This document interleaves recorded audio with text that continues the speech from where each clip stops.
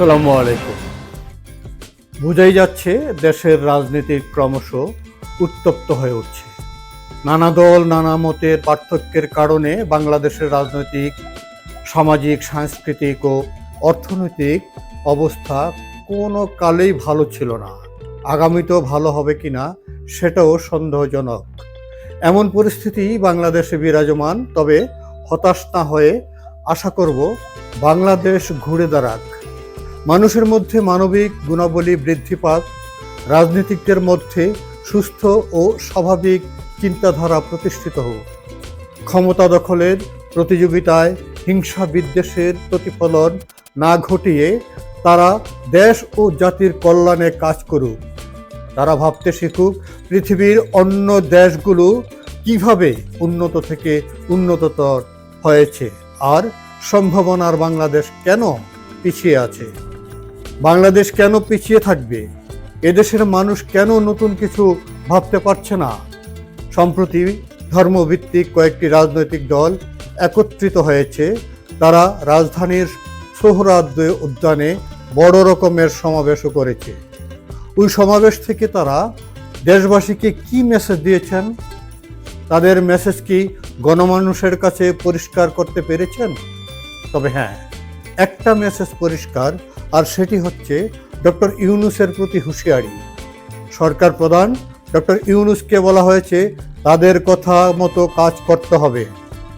আবার মনে হচ্ছে ধর্মভিত্তিক এই দলগুলো একই মঞ্চ থেকে বিএনপি সহ দুটি রাজনৈতিক দলকে নির্বাচন বিষয়ে সতর্কবাণী দিয়েছে। তারা সরকারের সাথে সুর মিলিয়ে জাতীয় সংসদ নির্বাচনের আগে স্থানীয় সরকার নির্বাচন দাবি করেছে।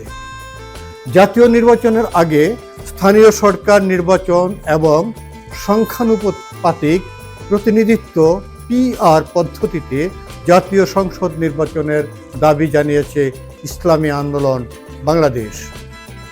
শনিবার রাজধানীর সোহরাওয়ার্দী উদ্যানে দলটির মহাসমাবেশ থেকে এ দাবি জানানো হয়। এই মহাসমাবেশে যোগ দিয়ে জামাতে ইসলামী, জাতীয় নাগরিক পার্টি NCP, AB পার্টি, গণ অধিকার পরিষদের নেতারাও একই দাবি জানান। সংস্কার, বিচার এবং PR পদ্ধতিতে নির্বাচনের দাবিতে এবং দেশ ও ইসলাম বিরোধী সব ষড়যন্ত্র ও চক্রান্তের প্রতিবাদে এ মহাসমাবেশের আয়োজন করে ইসলামী আন্দোলন বাংলাদেশ। মহাসমাবেশে দলটি 16 দফা দাবি তুলে ধরেন। আগামী জাতীয় নির্বাচনে জোটবদ্ধভাবে অংশ নেওয়ার সম্ভাবনার কথাও উঠে আসে ইসলাম ধর্মভিত্তিক কয়েকটি দলের নেতাদের বক্তব্যে। এই সমাবেশ জামায়াতে ইসলামী সেক্রেটারি জেনারেল মিয়া গোলাম পরোয়ার প্রধান উপদেষ্টার নিরপেক্ষতা নিয়ে প্রশ্ন তোলেন। তিনি বলেন, আপনি জাতির উদ্দেশ্যে এক কথা বলবেন, সরকার প্রধান হিসেবে এক কথা বলবেন, রাষ্ট্রীয় টেলিভিশনে এক কথা বলবেন, কিন্তু কোনো দলের সঙ্গে আলোচনায় গিয়ে সেই কথা ভুলে যাবেন। এটা নিরপেক্ষতা ভঙ্গ হয়েছে। জামায়াতের সেক্রেটারি জেনারেল আরও বলেন, আপনাকে জাতির সামনে আসতে হবে, সব দলের সঙ্গে বসে বলতে হবে যে আমাদের এই অসুবিধা, আসুন আমরা সবাই মিলে এটাই করি, আমরা রাজি আছি। কিন্তু আপনার এই ভূমিকায় প্রশ্ন তৈরি হয়েছে, আগামী 8-10 মাস পর যদি নির্বাচন হয় আপনি সোজা থাকবেন কিনা? আপনাকে এই 8 মাসে নিরপেক্ষতার প্রমাণ দিতে হবে।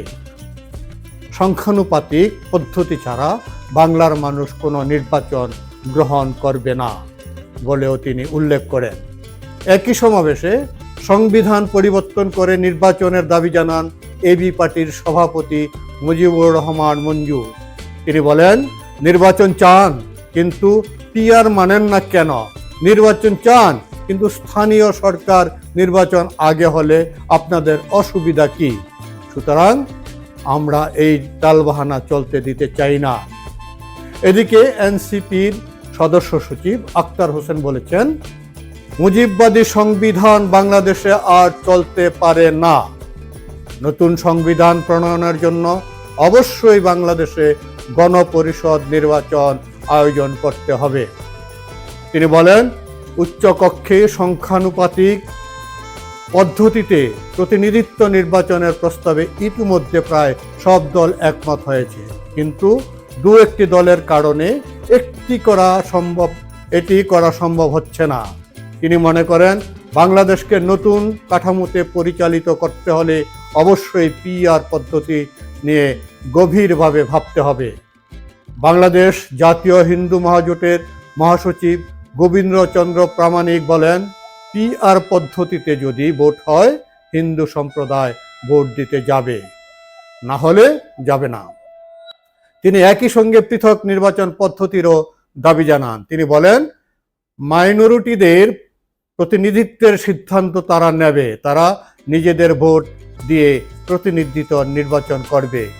এই হচ্ছে ধর্মভিত্তিক রাজনৈতিক আবদার।